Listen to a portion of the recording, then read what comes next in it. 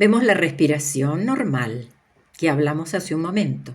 El aire ingresa libremente por nariz, garganta, laringe, pulmones. ¿Y ahí qué sucede? Vemos que por exceso de tejido cae el paladar blando, cae la lengua. Ahí lo estamos mirando en el video. Observemos atentamente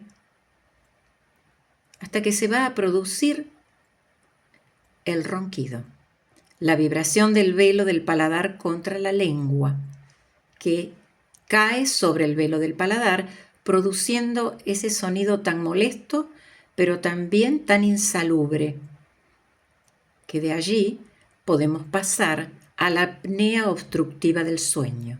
Se obstruye la zona, velo de paladar, que está vibrando en este momento, base de la lengua, y eso hace que el paciente en determinados momentos quede sin poder respirar.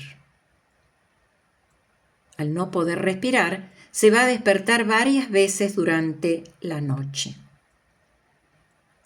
Hace que el paciente no descanse como corresponde y que tampoco se oxigene su cerebro y el cuerpo como debería hacer.